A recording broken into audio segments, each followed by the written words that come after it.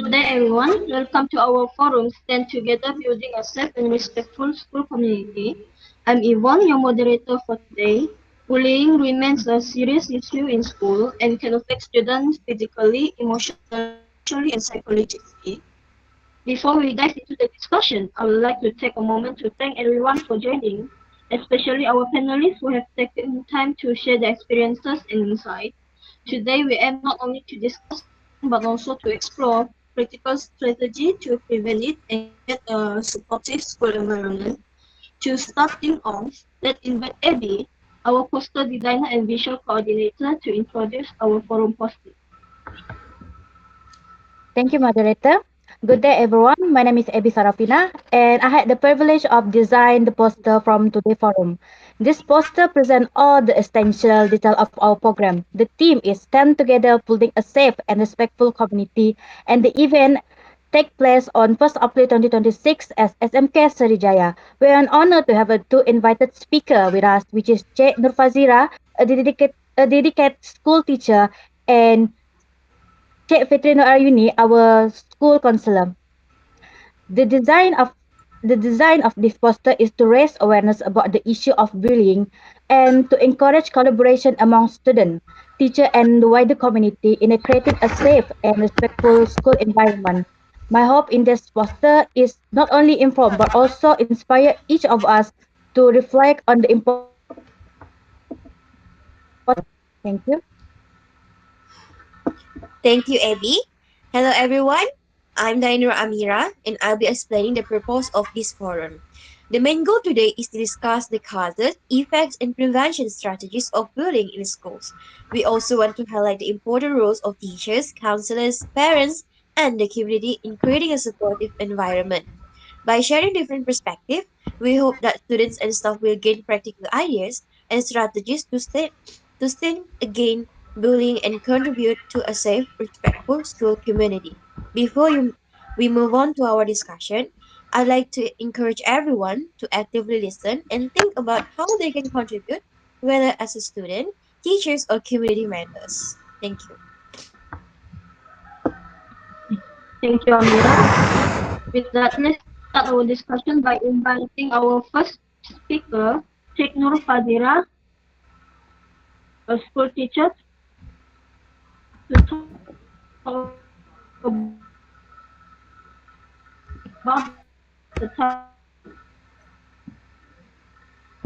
of bullying. Okay, thank you to our moderator. So, as a teachers, there's four types of bullying in school. The four main types of bullying is verbal bullying, physical bullying, social bullying, and cyber bullying. Verbal bullying is the name calling, teasing, and insulting. For physical bullying is hitting, pushing, and damaging belongings. Social bullying is spreading rumors about students around the school. And last but not least is cyberbullying is bullying through social media or messages. And there are two types of bullying that are most common happen in school, which is verbal and social bullying because they are less obvious but still harmful.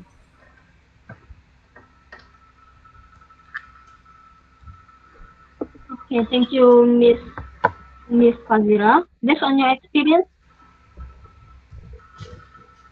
as a teacher, what are the most school today? As a teachers, the most common types of bullying are usually observed in school today is verbal bullying and social bullying because verbal bullying involves name calling, teasing, or making harmful remarks, while physical bullying includes action like pushing, hitting, or damaging someone belonging.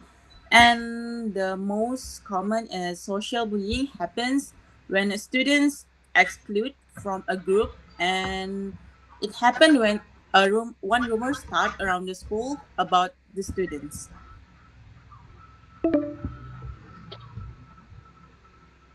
Okay, so Are there any early warning signs that teacher can notice when a student might be experiencing bullying?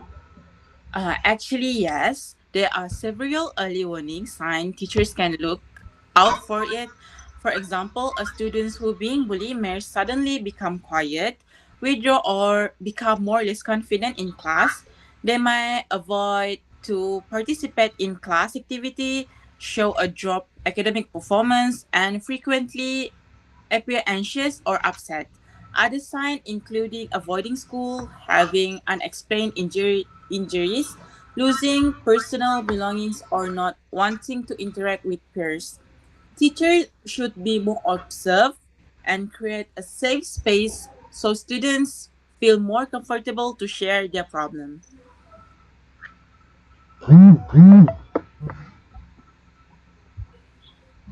Okay, so in your opinion, what are some of the main factors that cause students to become bullies in school? In my opinion, there are several main factors that cause students to become bullies in school. First and foremost, family background plays an important role because students who experience lack of attention, strict parenting, or even violence at home may express their frustration by bullying others. Secondly, is peer influence is a strong factor because some students bullies others to gain more attention and become more powerful towards their friend. And another factor is low self-esteem. This happens because students try to feel more confident by putting others down. Additionally, exposure to negative media or online content can influence aggressive behavior among the students. And lastly is a lack of awareness about empathy and respect can also lead students to bully others without realizing the impact of their action. Therefore, this is so important to teachers, parents, and school to work together to address this promote more positive behavior. Okay, thank you, Miss Zira. Now we will thank you for your opinion. Now we will welcome our second speaker, Miss Ayuni, our school counselor, to talk about the psychological impact of bullying. Thank you, moderator. So, from a counseling perspective, bullying can have a serious impact on students' emotional and psychological well being. Many students who experience bullying often feel afraid, anxious, or sad. Over time, they may start to lose confidence and develop low self esteem. Some of them may even feel isolated because they think they are not accepted by their peers.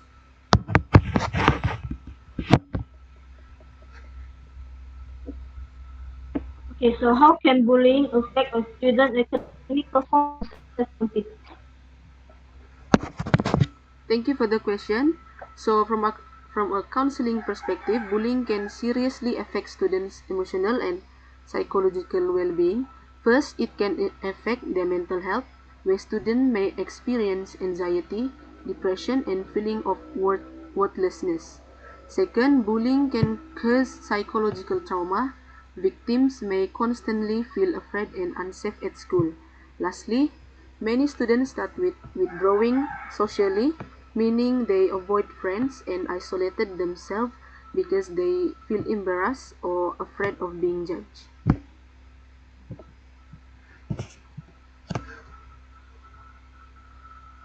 Okay, so to prevent this kind of things, what kind of counseling, support, or intervention can school provide to help students who are victims of bullying? When students are so school can help victims through several counseling interventions. First, individual counseling sessions to provide a safe space for students to express their feelings. Second, assertiveness training to help students learn how to respond confidently in difficult situations. Third, peer support. Peer support groups to students feel supported and realize they are not alone. Lastly, Schools should provide a safe reporting system so victims can report bullying without fear.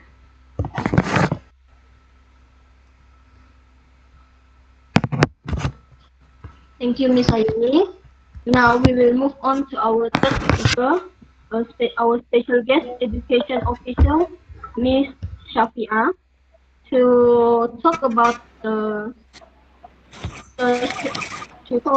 National Anti-Bullying Initiative.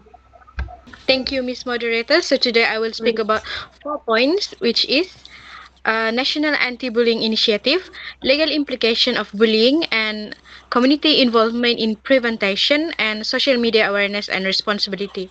So, from the perspective of NGOs and education authorities, bullying is not just a school problem, but it is actually a social issue that involves many parties, and it cannot be solved by teachers alone, but we also need a cooperation from parents, community, and also the government to really reduce bullying cases in school.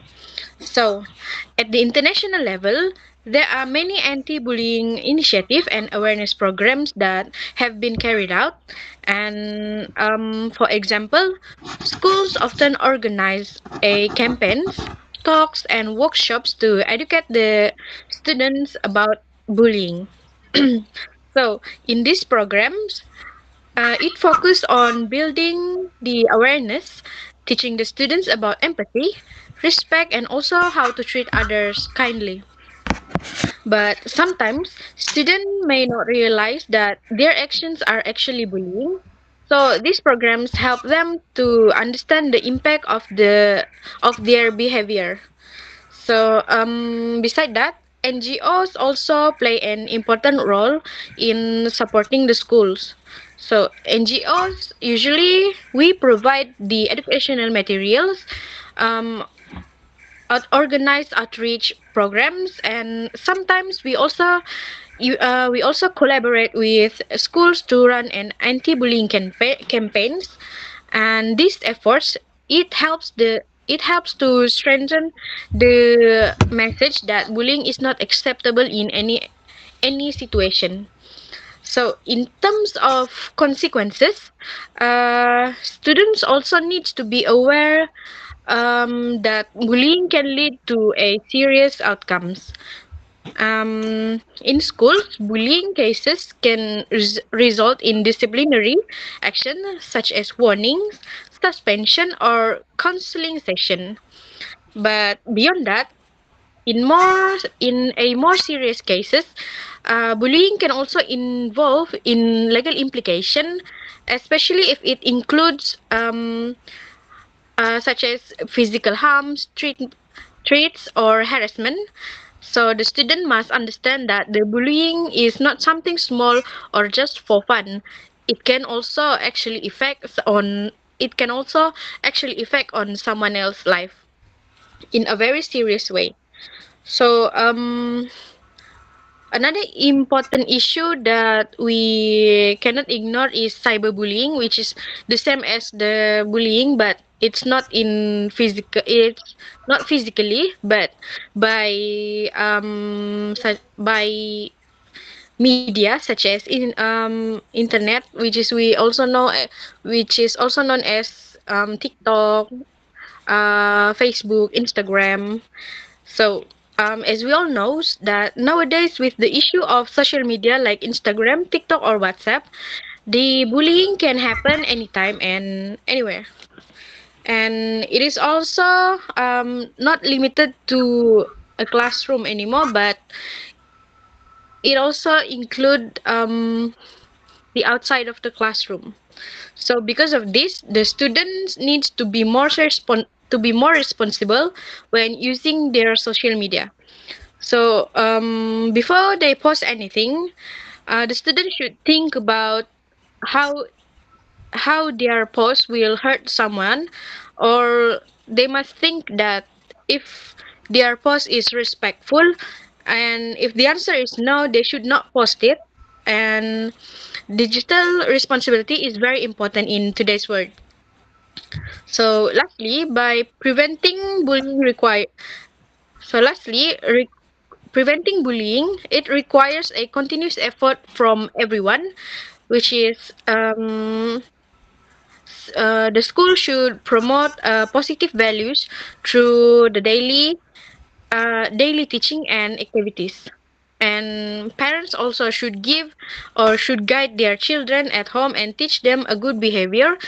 And as a community, um, we also need to support and be aware of this issue. And when all the parties work together, we can create a safe, respectful, and supportive school environment. So overall, bullying prevention is a shared responsibility. So if we all play our role, we can reduce bullying and make schools a better place for everyone. Thank you.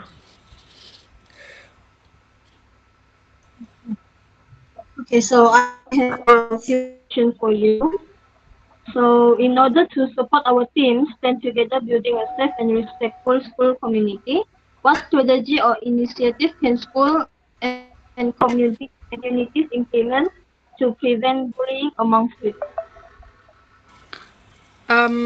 Thank you for the question, moderator. So, in order to prevent bullying, the schools and communities they need to work together so that it can create a safe place and respectful environments for the student. So first of all, the school can organize an awareness program such as anti-bullying campaigns, talks, and a workshop to educate the students about the effects of bullying. By doing this, it can help the student to understand that the bullying can harm others by emotionally and mentally. And lastly, the communities and organization they can collaborate with the schools by providing an educational programs, counseling support, and activities that promote teamwork and mutual respect among the students.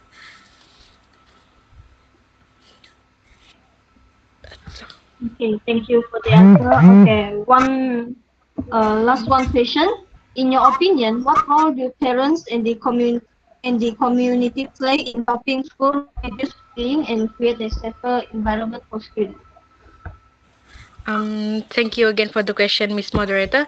So, in my opinion, as the NGO or education officer, I think that the parents and the community they play a very important role in reducing the bullying cases.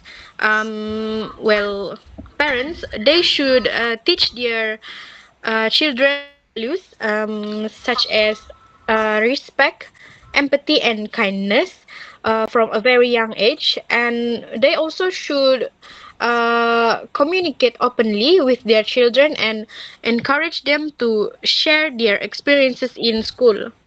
So, in addition, the community can support the schools by participating in awareness programs and promoting a positive behavior among young people. So, when parents, schools, and the community work together, it becomes easier to create a safer and a more supportive environment for all the students. That's it.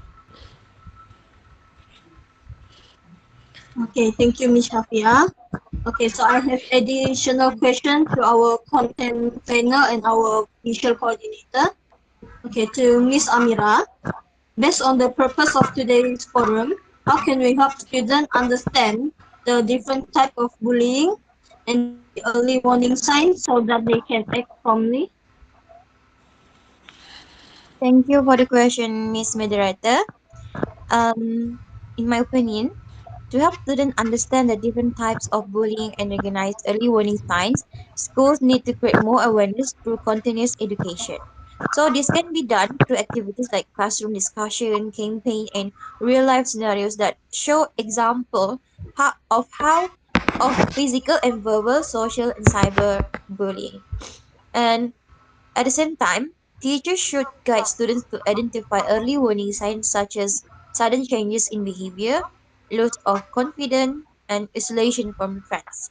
So when students are aware of this sign, they are more likely to seek help or support their peers.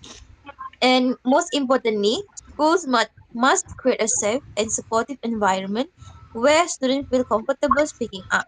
And then when students know that their voices are heard and taken seriously, they will be more confident to act promptly when bullying happens. Thank you.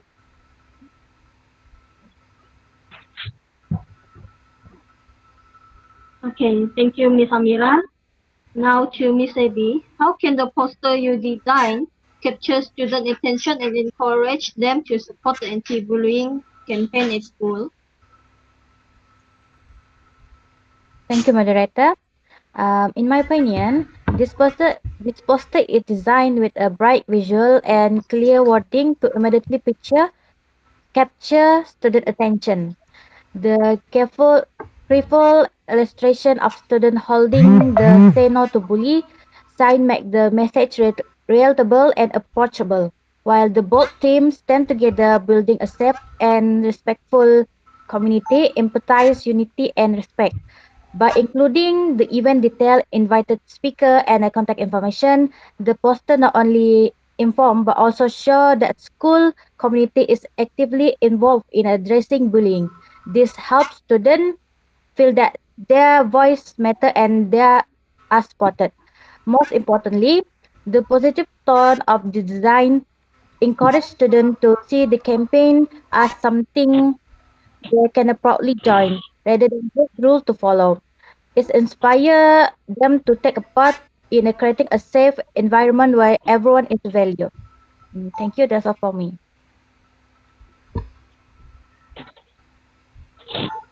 Okay, so before we conclude, okay, okay, thank you, Miss Abby.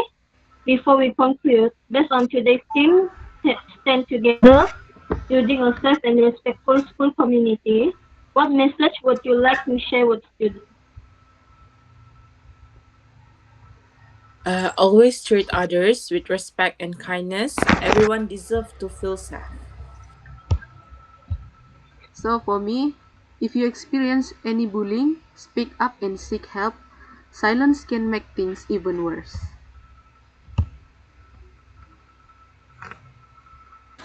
As for my message, it's simple. I wish that the students stand together and support one another. Do not ignore bullying when you see it happening. Instead, you need to speak up and help your friends and report the situation to a teacher or a trusted adult. And when the student shows kindness, respect, and courage, they can help to create a school community where everyone feels safe, valued, and respected. Thank you.